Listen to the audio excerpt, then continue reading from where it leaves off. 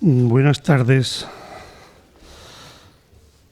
Me dicen si había o si sabía yo, cuando preparamos este ciclo, que el Papa iba a viajar a Suecia y iba a conmemorar, según unos, a celebrar, según otros, estos 500 años de la Reforma.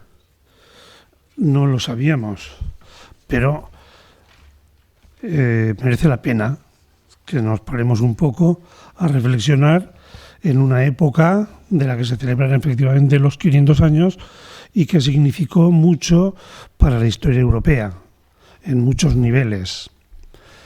Si alguien representa personalmente ese periodo y esa época de cambios, de reformas, de anhelos, de esperanzas, de búsquedas, de interrogaciones, de rebeldías, pues son Tomás Lutero, que nos plantea un problemón muy serio, la ley o la conciencia, y Martín Lutero, que nos plantea varios problemones, pero que podríamos definirlo de alguna manera también en el título ley o gracia, obras o gratuidad.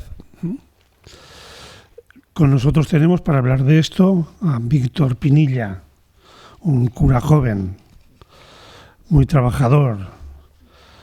Es historiador y me gustaría a mí, y le insisto desde hace algunos años, en que tiene que liberarse un poquitín de ese celo pastoral que a veces tenemos, pero que nos impide también cultivar la dimensión intelectual, que es muy importante también. Y ahí en esa tensión anda Víctor en su vida personal, entre una parroquia que le absorbe mucho y la necesidad de unos estudios en los que él está metido y que también le absorben mucho.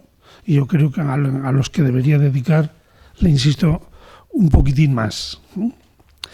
Pues le agradecemos mucho a Víctor que haya querido venir para hablarnos de estas dos personas a las cuales hoy vamos a dedicar este tiempo. Cuando quieras, Víctor. Sí. Vale, muy bien. Como el orden era en el que me dijeron era Moro y Lutero, no me planteaba hacerlo de otra manera. Moro y Lutero, ¿vale? Procuraré más o menos hablar media hora de cada uno. Aquí Pepe, si me paso, me dará el toque y entonces eso.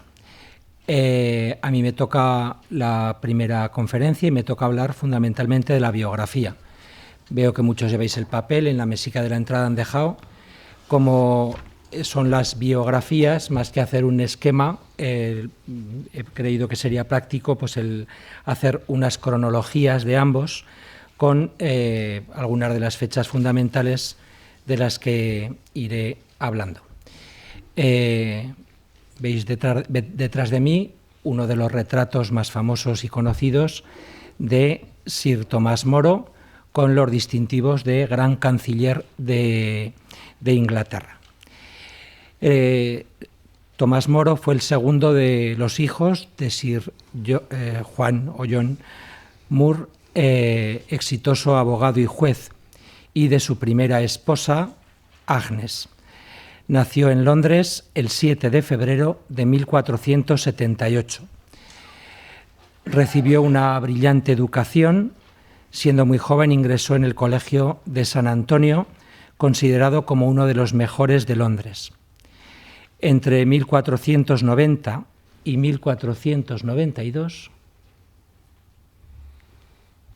No. ¿Así? Sí.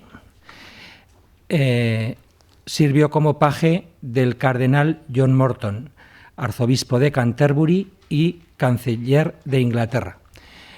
Yo me he dado cuenta después, los que habéis estado en Londres habéis visto que me he equivocado de catedral, pero da igual, ¿no? Vale, esta es la de Westminster y yo quería poner la de Canterbury, me he equivocado de catedral. En 1492, el cardenal, que era promotor del humanismo y consciente del potencial del joven Tomás, le consigue una plaza en la Universidad de Oxford. donde recibirá una educación clásica, estudiando con los humanistas de la época, y alcanzó un gran nivel en latín y en griego. 2 años después, por insistencia de su padre, que era abogado y juez, deja Oxford para estudiar Derecho en uno de los colegios de la Cancillería en Londres, el London New Inn. Y en 1496 pasa al Lincoln's Inn, uno de los colegios de la corte, donde permaneció hasta 1502, cuando comenzó a ejercer como abogado. Moro se plantea dejar la abogacía y hacerse monje. Por esta época ya tenía mucha relación con los franciscanos. Entre 1503 y 1504 reside cerca de la Cartuja, a las afueras de Londres, y participa en la oración y en la vida de los monjes. Aunque le atraía su estilo de vida y se llega a plantear el hacerse franciscano y el hacerse monje contemplativo, cartujo, se decide por la vida laical. Y en 1504 es elegido para el Parlamento y al año siguiente contrae matrimonio.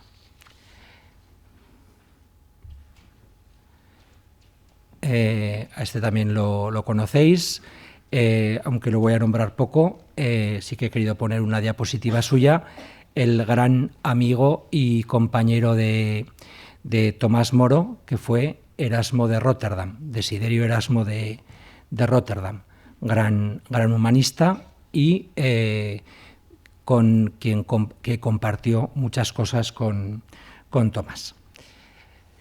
Tomás, aunque decide continuar como su vida como laico, como seglar, toda su vida siguió con las prácticas ascéticas de la vida monacal.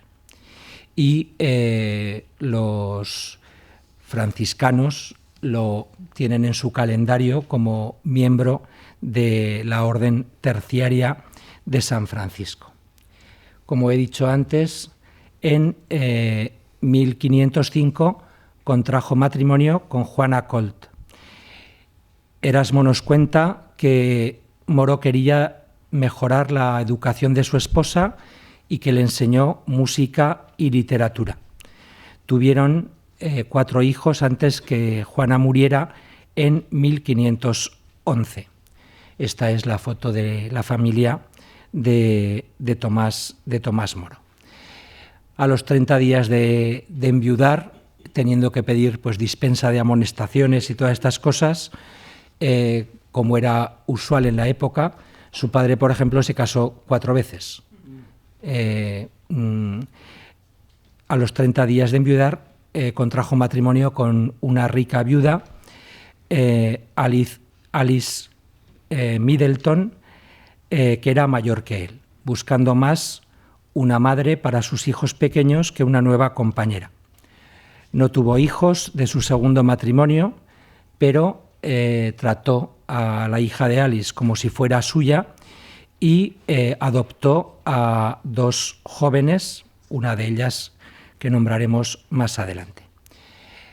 Cuentan que fue un padre cariñoso, que escribía cartas a sus hijos cuando estaba ausente y los animó a escribirle a menudo.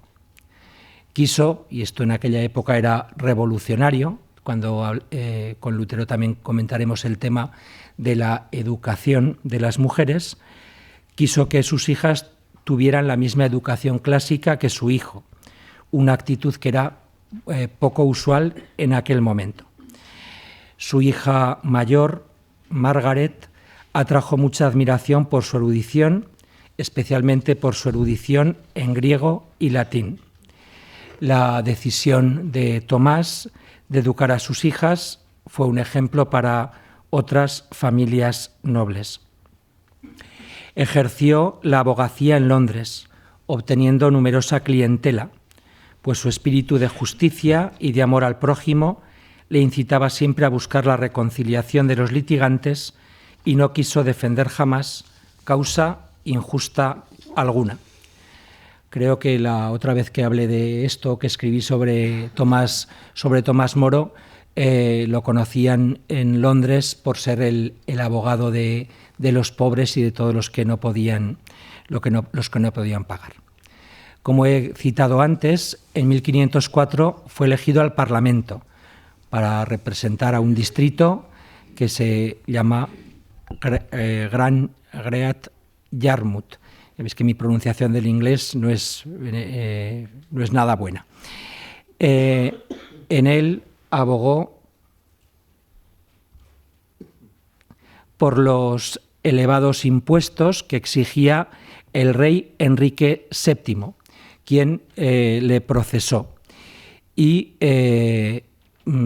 gracias a la protección que le dispensó el arzobispo Warham, pudo escapar de las consecuencias de su enfrentamiento con el rey. Pasó entonces al continente y, acompañado de Erasmo, visitó las universidades de París y de Lovaina. Al ocupar el trono de Inglaterra, Enrique VIII, Tomás escribió un poema sobre dicho acontecimiento que llamó la atención del soberano. Y el cardenal Wolsey se lo presentó al rey y fue acogido con mucho afecto por el nuevo monarca, a quien le gustaba hablar y estar con Tomás. Tomás se queja de que le era difícil dejar el palacio para pasar de vez en cuando un día con su familia. En 1510 es de nuevo elegido para el Parlamento, esta vez para representar a Londres. Desde 2010 sirvió como uno de los dos sheriffs de la ciudad de Londres, una posición de gran responsabilidad en la que se ganó la reputación de ser un servidor público honesto y efectivo. Se convirtió en otro cargo, maestro de solicitudes, en 1514 y el mismo año fue nombrado consejero privado del monarca.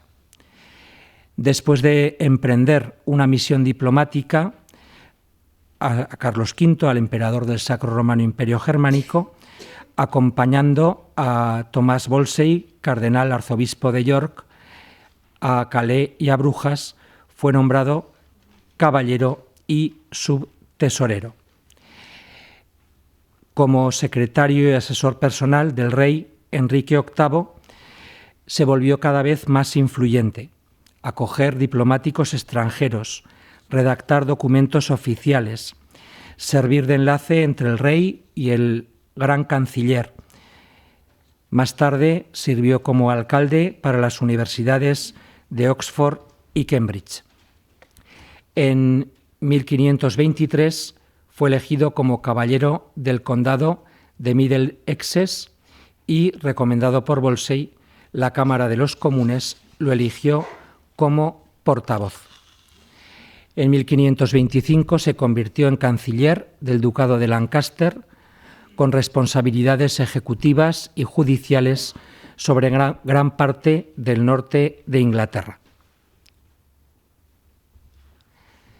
Después de la caída el anterior era Enrique VII y este es su hijo Enrique VIII. Después de la caída de Wolsey, con el cual había estado mucho tiempo en inteligencia, Moro le sucedió como gran canciller en 1529. Wolsey, el cardenal, murió antes de ser ejecutado. Tuvo esa suerte. Él se puso de parte de Enrique VIII en la solicitud de la nulidad del matrimonio con Catalina de Aragón, pero como no consiguió que el Papa Clemente VII anulara el matrimonio, el rey lo acusó de no haberle sido fiel, de haberle traicionado y entonces lo depuso del cargo y cuando iba camino de la cárcel le llegó la muerte natural. El gran canciller de Inglaterra, ahora gran canciller de Gran Bretaña, es un cargo que todavía existe. Y hoy, que es el supermartes, puede que por primera vez Estados Unidos tenga una presidenta.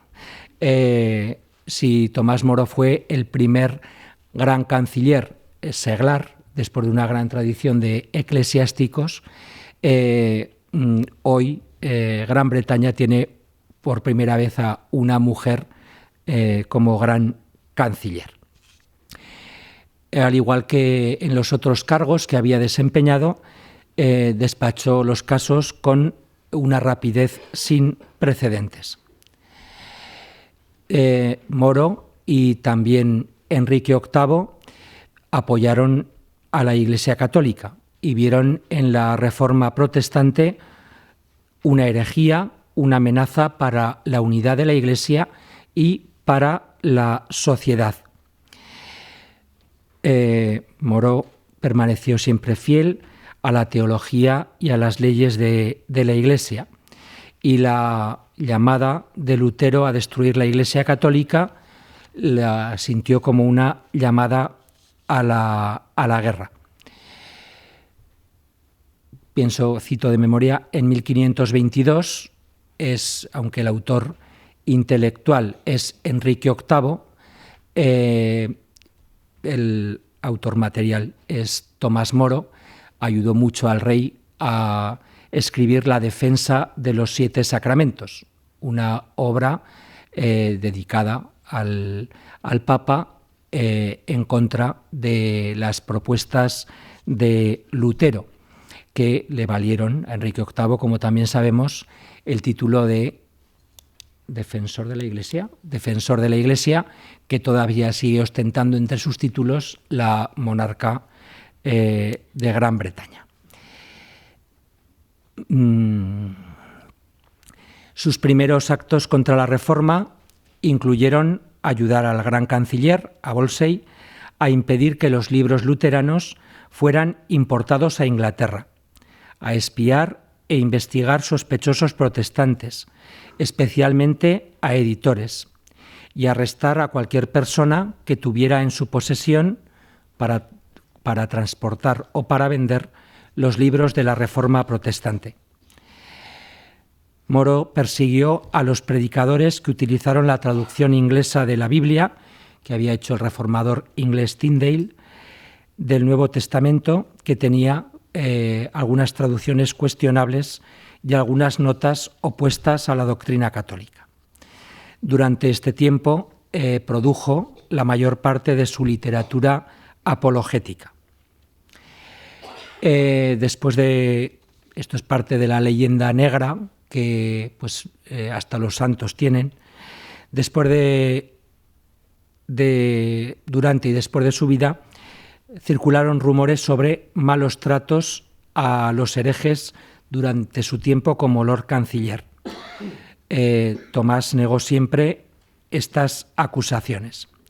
Él mismo escribe en un libro titulado Apología que él solo aplicó el castigo corporal a 2 herejes, y durante su cancillería 6 personas fueron quemadas en la hoguera por herejía.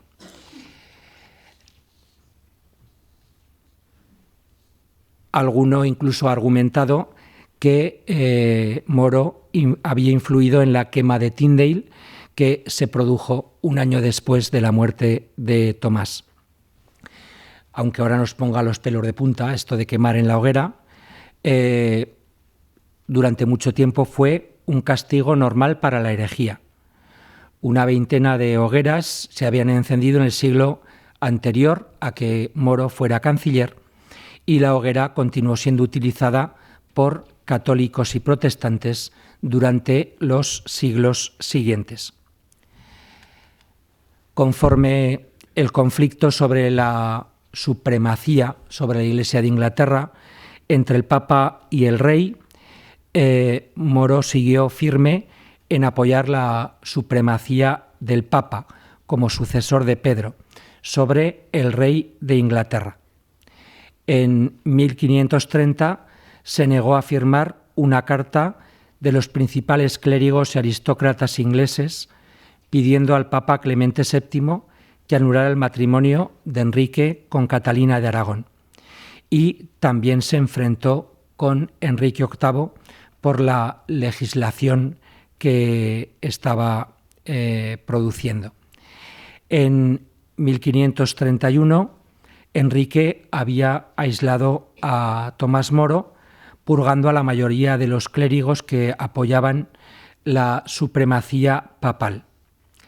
La restauración por el Parlamento del Estatuto Premunire, un documento del siglo XIV que convertía en un delito de alta traición, de lesa majestad, el recurso a cualquier autoridad extranjera. Y esto, como ocurre en otros momentos de la historia, pues los regímenes absolutos o totalitarios consideran al Papa y al Vaticano como un poder extranjero. Y también considera un delito reconocer una jurisdicción superior a la del rey. En 1531, este es su santidad Clemente VII. Luego veremos a su primo y antecesor.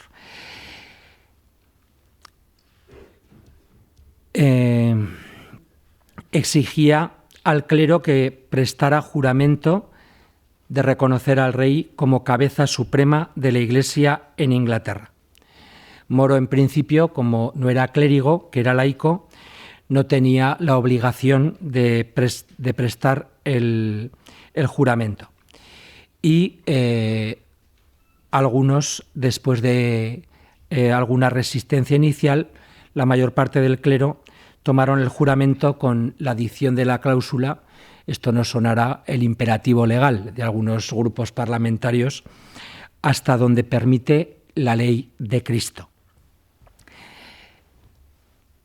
No pudiendo aprobar el divorcio del rey con Catalina de Aragón, ni consentir con la reforma de Thomas Cranmer, después de haberse separado Enrique VIII de la sede romana, solicitó al rey que lo liberara de su cargo, alegando falta de salud, en 1532. Llegado el caso de tener que jurar la ley de sucesión al trono y reconocer como legítimo el divorcio del rey, se negó a lo segundo porque consideraba que estaba en pugna con la Sagrada Escritura.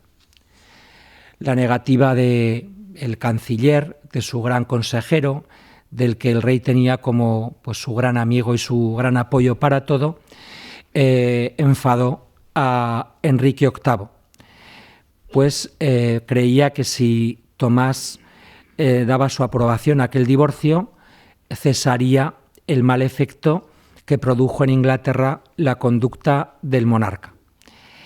El rey intentó halagar y convencer al canciller, pero es cuando ponen en sus labios la frase, arrojándose a los pies del rey, que dijo: primero Dios y después el rey. Al devolver los sellos, junto con gran canciller, también estaba el cargo de guardián de los sellos, que durante mucho tiempo irán juntos. El soberano los aceptó y mostró a Tomás agradecimiento por sus servicios. Tomás Moro pues cayó en desgracia pública y pasó a vivir aislado. Vivía en la casa que su mujer y sus hijos habitaban, fuera de Londres, quedándole solo una pensión de 100 libras anuales, con lo que tenían dificultades para las necesidades básicas. En 1533, una vez ya retirado, el rey lo sigue considerando como alguien importante e influyente y lo invita a la boda, lo invita a la coronación de Ana Bolena como reina de Inglaterra. Técnicamente esto no fue un acto de traición. Tomás, como amigo del rey, escribió al rey reconociendo a Ana como reina y deseándole felicidad y salud para la nueva reina. Esa negativa a asistir fue interpretada como un desaire contra Ana y Enrique decidió tomar medidas contra él. Y comienzan pues una serie de juicios que intentan inculpar a Tomás Moro en algún delito. Fue acusado de aceptar sobornos, pero los cargos fueron desestimados por falta de pruebas. A principios de 1534,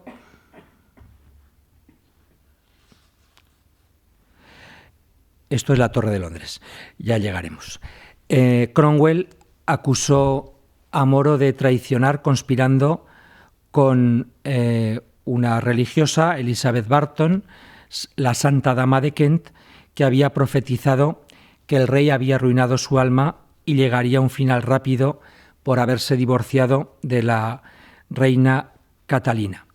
Sí que tenía relación con él, pero no estaba ni de acuerdo con las opiniones de la religiosa ni las defendía. Moro fue llamado ante un comité del Consejo Privado para responder ante estas acusaciones de traición y después de sus respuestas respetuosas, el asunto pareció ser abandonado.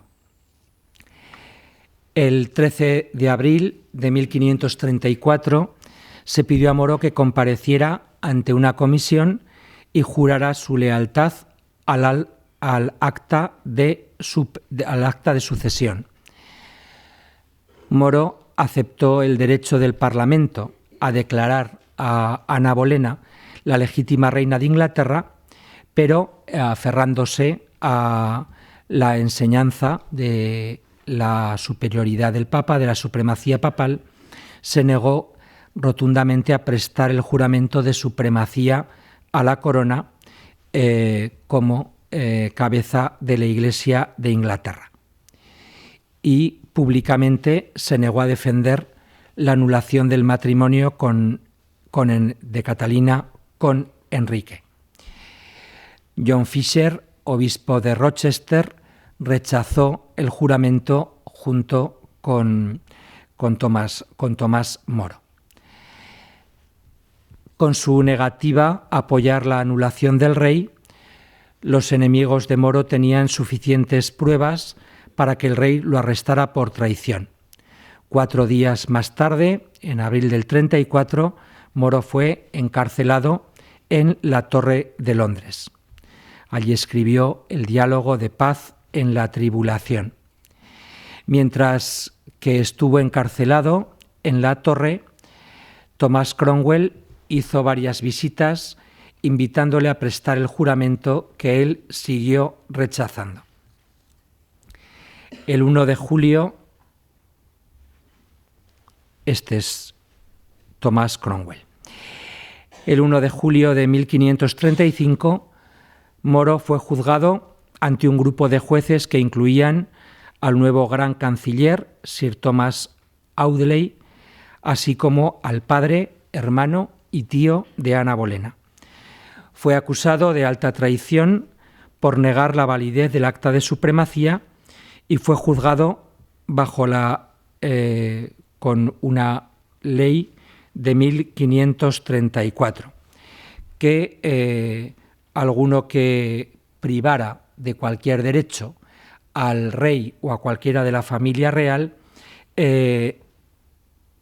era reo de muerte, como según la costumbre por alta traición. Moro, basándose en los precedentes legales, en la jurisprudencia y en la máxima quien calla otorga, entendió que no podía ser condenado mientras no negara explícitamente que el rey era el jefe supremo de la Iglesia, y por tanto se negó a responder a todas las preguntas sobre sus opiniones sobre el tema. El silencio, si alguno habéis visto la película clásica, cuando dice si está callado, si no dice nada, un silencio que clama por toda Europa. Thomas Cromwell, el más poderoso de los consejeros del rey, presentó al procurador general para testificar que More había negado en su presencia que el rey era el jefe legítimo de la Iglesia. Este testimonio se consideró por Tomás Moro como extremadamente dudoso, y otros 2 testigos negaron haber oído los detalles de la conversación. Sin embargo, el jurado tardó solo 15 minutos en encontrar a Tomás Moro culpable, después de que el veredicto del jurado fue pronunciado y antes de su condena, Moro habló libremente de su creencia de que ningún hombre temporal puede ser la cabeza de la espiritualidad. Fue condenado por el castigo habitual a los traidores que no eran de la nobleza, a ser ahorcado, estirado y descuartizado. Pero el rey conmutó esta por la ejecución por decapitación. La ejecución tuvo lugar el 6 de julio de 1535. En el cadalso declaró que moría un buen siervo del rey y primero de Dios. Tomás solicitó que se le entregara su cadáver sin cabeza a una de sus hijas adoptivas, Margaret Giggs, entonces casada como Margaret Clement. Ella fue el único miembro de su familia que presenció la ejecución. Fue enterrado en la Torre de Londres, en la capilla de San Pedro Encadenado o San Pedro in Vincoli, en una tumba sin marcar. Su cabeza, según era costumbre, estuvo fija en una pica sobre el puente de Londres durante un mes, según la costumbre normal con los traidores. Su hija mayor, Margaret, se llaman Margaret las 2, la rescató posiblemente bajo soborno antes que la cabeza, pasado el mes, fuera arrojada al río Támesis. La muerte de este personaje, modelo de honradez y el más inminente de la Inglaterra de aquel tiempo, llenó de consternación toda Europa. Los católicos siempre lo hemos considerado como mártir de la fe. Fue beatificado por el Papa León XIII el 29 de diciembre de 1886 y canonizado por Pío XI el 19 de mayo de 1935. Fue declarado patrón de los abogados y el Papa Juan Pablo II, el 31 de octubre del año 2000, en el Gran Jubileo, lo declaró santo patrón de los estadistas y políticos. Esto no lo sabía y me llamó la atención. Desde 1980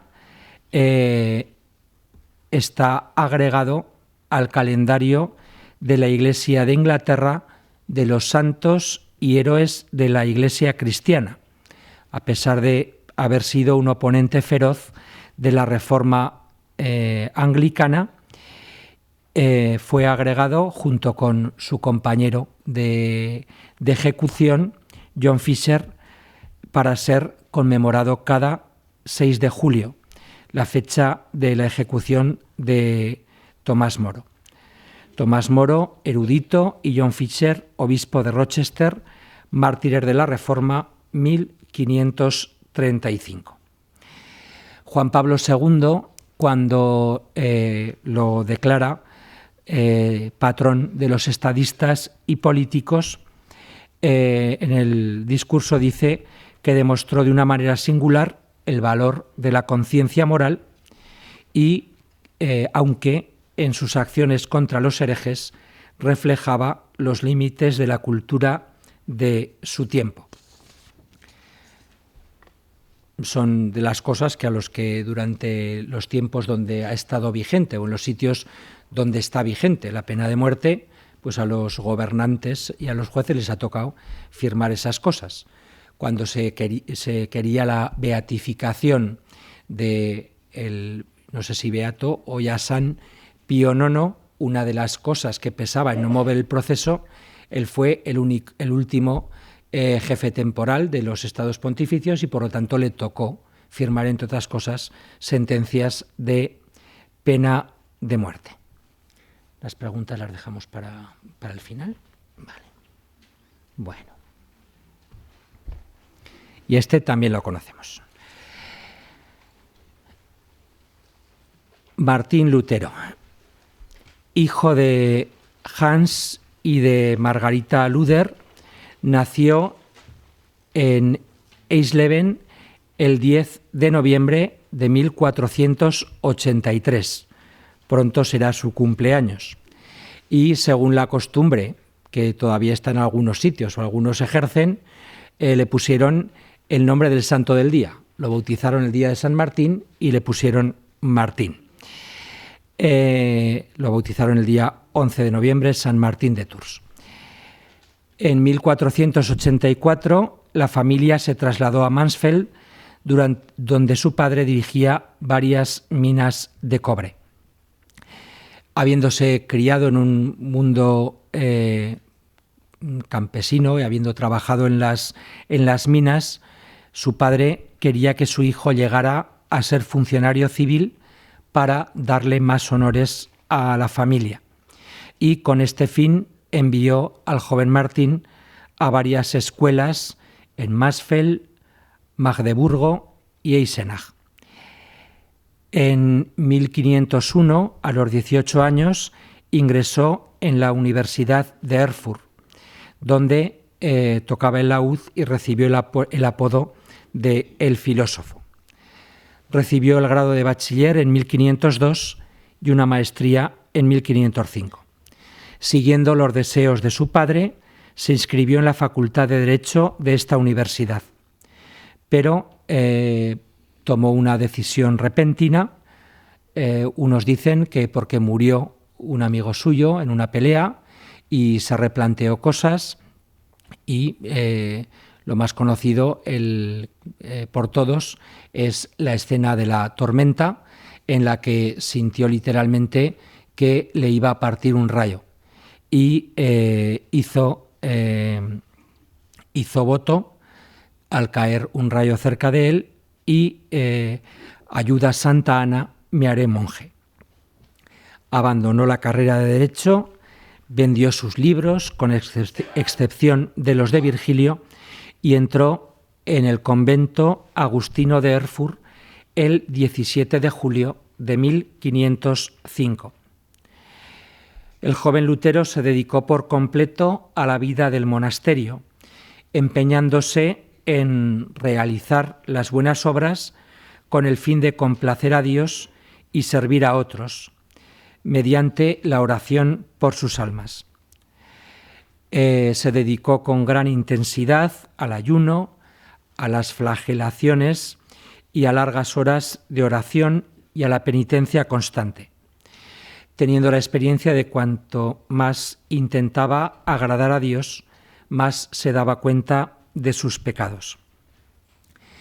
El superior Juan Staupitz concluyó que el joven necesitaba más trabajo para distraerse de su excesiva reflexión y le ordenó que comenzara a estudiar. En 1507 fue ordenado sacerdote y en 1508 comenzó a enseñar teología en la Universidad de Wittenberg. Lutero recibió su grado de bachiller en estudios bíblicos el 9 de marzo de 1508 y el 21 de octubre de 1512 fue recibido en el claustro de la Facultad de Teología, dándole el título de doctor en Biblia. En 1515 fue nombrado vicario de su orden quedando a su cargo 11 conventos. Durante esta época en la que comienza a ser profesor de Biblia, estudió el griego y el hebreo. Se hizo con una rareza en aquel tiempo, que era un diccionario de hebreo, para profundizar en el significado y los matices de las palabras utilizadas en las Escrituras, conocimientos que luego utilizaría para la traducción de la lengua de la Biblia desde el hebreo. Las ansias de obtener grados académicos llevaron a Martín Lutero a estudiar las Escrituras en profundidad, influido por el criterio humanista o la vocación humanista de ir a las fuentes. Se sumergió en el estudio de la Biblia y de la Iglesia primitiva. Debido a esto, términos como la penitencia y la probidad tomaron un nuevo significado para Lutero, convencido ahora de que la Iglesia había perdido la visión de varias verdades centrales que el cristianismo enseñaba en las Escrituras, siendo una de las más importantes la doctrina de la justificación solo por la fe. Lutero comenzó a enseñar que la salvación es exclusivamente un regalo de Dios, dado por la gracia a través de Cristo y recibido solamente por la fe. Más tarde definió y reintrodujo el principio de la distinción entre la ley de Moisés y los evangelios, que reforzaban su teología de la gracia. Lutero creía que el principio de interpretación era el punto esencial en el estudio de las Escrituras, y notó que en la exégesis eclesiástica faltaba claridad en distinguir el Antiguo Testamento del Nuevo, la ley de Moisés de los evangelios, y que esa era la causa de la incorrecta comprensión del Evangelio de Jesucristo en la Iglesia de su época. Y empieza a acusar a la Iglesia, a responsabilizar de haber creado y fomentado muchos errores teológicos fundamentales. Además de su trabajo como profesor y como investigador, sirvió como predicador y confesor, fundamentalmente en la iglesia de Santa María de la ciudad, y también predicaba habitualmente en la iglesia de Palacio. Fue durante este periodo cuando comienza a tener problemas con el ofrecer, el anunciar las indulgencias a los feligreses.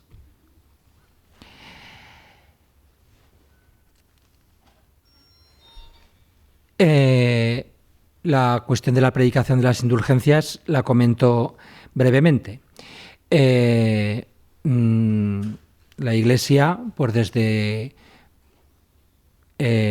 siglo XIII, siglo XIV, promulga indulgencias, por ejemplo, en los años santos, para el perdón de los pecados de los vivos y de los difuntos. Y estas indulgencias a veces no estaba tan claro el cómo se gestionaban. Y desde tiempos de Julio II y también con León X se promulgan unas indulgencias para recabar fondos para la construcción de la nueva Basílica de San Pedro en Roma. Y en Alemania todavía es más controvertida la manera en la que se comienzan a predicar las indulgencias. Alberto de Brandenburgo quiere pasar del obispado donde estaba a ser uno de los príncipes arzobispos, arzobispo de Magdeburgo, y para eso pues tiene que pagar lo que le toca pagar a Roma por el nuevo nombramiento, y pagar a Roma también por la dispensa de tener más de un beneficio eclesiástico. Y ese negocio se cierra con que él paga las indulgencias y asume su predicación en Alemania. Busca a un experto. Y el experto es este señor que tenemos detrás de nosotros, un dominico. Estas cosas, Lutero Agustino, Tetzel dominico. O sea, ya está servida la pelea, aunque estén de acuerdo en todo. Parece ser que eso, como pretendía que le compraran, cuanto más mejor, que utilizaba algunas exageraciones, aunque no hubiera errores teológicos. La frase, aunque no la dijera, que es ilustrativa, dicen que Tetzel decía que en el momento que sonaba la moneda en la caja, el alma del difunto subía al cielo. Era un buen vendedor. Bien. En aquella época cualquier persona podía comprar una indulgencia, y como abusos de otras épocas, pues conocemos a personas que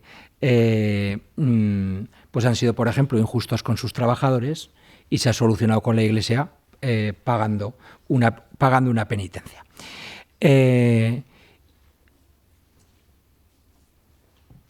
Y entonces, pues esa era la cuestión y el escándalo que se producía. Lutero vio en este tráfico de indulgencias no solo un abuso de poder, sino también como una mentira, porque consideraba que no tenían base en las Escrituras y podía confundir a la gente, y que la gente pensara que solo con comprar las indulgencias ya era suficiente para la salvación, y entonces pues que la gente dejara de participar en el sacramento de la reconciliación, o dejara de buscar el arrepentimiento verdadero y la verdadera conversión. Entre 1516 y 1517 predicó 3 sermones contra las indulgencias.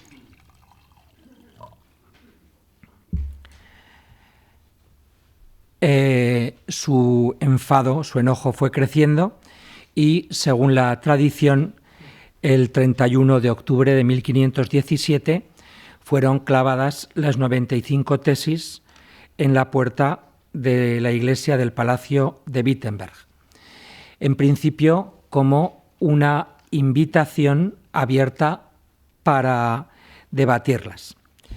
Las tesis condenaban los abusos, y en principio las tesis no cuestionaban directamente la autoridad del Papa para conceder indulgencias.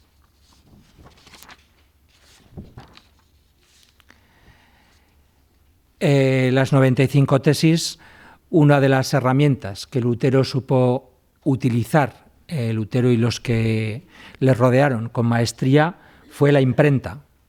La reforma de Lutero fue la primera gran campaña publicitaria, y las 95 tesis fueron traducidas rápidamente del latín en que las escribió al alemán y a los demás idiomas, y ampliamente copiadas e impresas. Al cabo de 2 semanas se habían difundido por toda Alemania y pasados 2 meses por toda Europa. La imprenta facilitó una distribución barata, sencilla y amplia de cualquier documento. Quien le envía al Papa, quien se chiva al Papa, es el más damnificado de todo esto, que es Alberto de Brandenburgo. Le acababan de fastidiar el negocio de su vida. Y él es el que denuncia y envía las tesis a el Papa León X. Este es Alberto de Brandenburgo. En Roma, el Papa y en la curia no se lo toman en serio. Hemos oído muchas veces que en Roma dijeron que era una disputa de monjes ociosos y ponen en la boca del Papa León X que era un borracho alemán quien escribió las tesis y afirmó que cuando estuviera sobrio cambiaría de parecer. El Papa León X comisiona a un dominico, profesor de teología, investigar el tema. Y Silvestre Mazzolini, denuncia que Lutero se oponía de manera implícita a la autoridad del sumo pontífice, al no estar de acuerdo con la bula de las indulgencias, y declaró a Lutero hereje y escribió una refutación académica de sus tesis. Lutero replicó a la réplica y se desató la controversia. Lutero participa en el capítulo de los agustinos en Heidelberg. ¿Ya? Hoy. Bueno. 5 minutos. Vale. Vaya por Dios. Vale. Bien. Lutero hasta entonces no se había declarado desobediente con la Iglesia y ahora es cuando apela en primer lugar a un papa mejor informado y en lo cual tenía razón, y también poco después apelará al Concilio General. Este es el Papa León X. Se le avisa de que se le va a excomulgar, se pide que se retracte. Él dice que no tiene nada de lo que retractarse y en las disputas con los expertos pues acaba perdiendo, porque él no era un experto apologista ni polemista, pero sigue convencido de sus tesis. Sus escritos van circulando por Europa. Antes hemos comentado el caso de Inglaterra, y la reforma de la Iglesia en los países nórdicos también es de los años 20.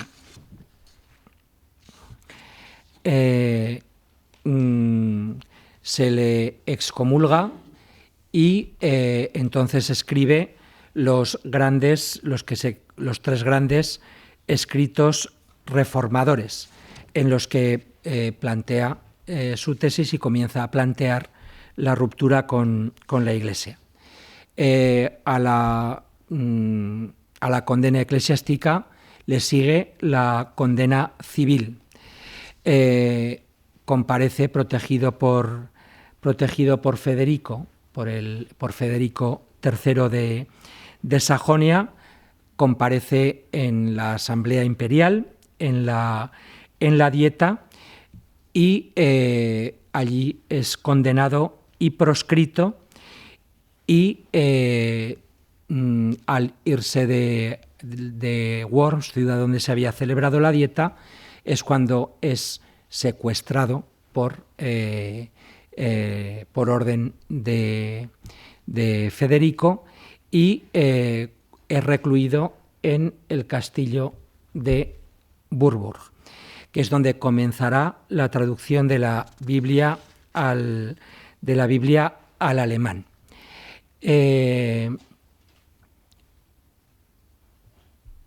Mientras tanto, Carlos Tadio decide poner por obra la reforma, y en Wittenberg, donde Lutero había sido profesor y Carlos Tadio, profesor de Lutero y después compañero suyo, comienza la reforma del culto y también se desata lo que se conoce como el furor iconoclasta de Wittenberg. Se queman las iglesias, se queman los santos. Federico, asustado, y la buena gente asustada, le dicen a Lutero que salga de su retiro, de su Patmos, y Lutero es el que va a Wittenberg y apacigua, predicando durante 8 días seguidos, apacigua a la gente y va instaurando la reforma. Federico le dice que tiene que poner orden en todo aquello, y entonces es cuando Lutero redacta la liturgia alemana y mediante una visita eclesiástica se aplica en Sajonia la reforma evangélica, la reforma luterana.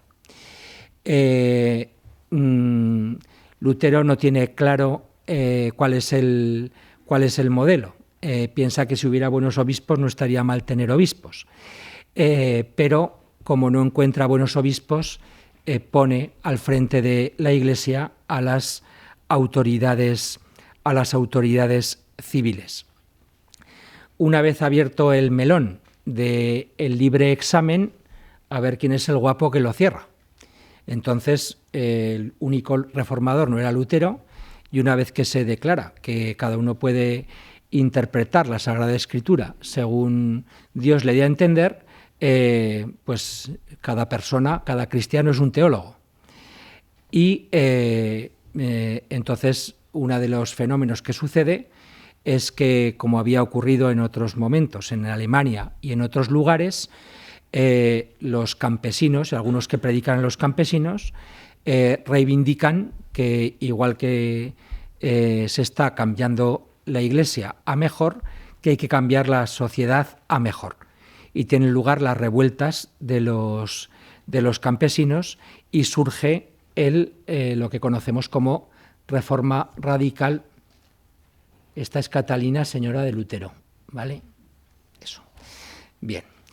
Y este es Tomás Münzer, uno de los actores de la revuelta de los campesinos, tenido como reformador anabaptista, que murió, como tantos otros. Hablan de entre 100.000 y 130.000 muertos en la guerra contra los campesinos. Lutero apoya a los príncipes contra las hordas asesinas y ladronas. Vale. Bien. Lo de la liturgia lo he comentado. En principio, Lutero admite 3 sacramentos, aunque solo considera sacramentos 2. La Eucaristía y el bautismo y la Eucaristía. Y también admite la reconciliación o la penitencia. A los otros 4 les niega el ser sacramentos. Habrá también otras controversias con Carlos Tadio, al que hemos visto antes, y con el primer reformador de Suiza, Enrique Zuinglio, con la cuestión de la presencia real de Jesucristo en la Eucaristía. Lutero afirma la presencia real, aunque discrepe con la forma de explicarlo o con que es la de la escolástica católica, que es la transustanciación. Bueno. Bien. Después se publicará la Biblia. Habrá muchos intentos en los que Lutero no querrá de ninguna manera ni llegar a ningún acuerdo ni ceder en nada con los otros reformadores, ni tampoco el llegar a ningún acuerdo con la Iglesia Católica. El emperador Carlos V intentará esa unión necesaria para la gobernabilidad del imperio. El lenguaje de Lutero es apasionado y a veces violento. Vale.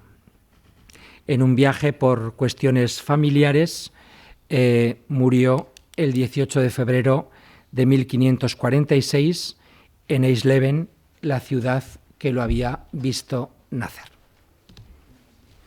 Lo siento si me he pasado.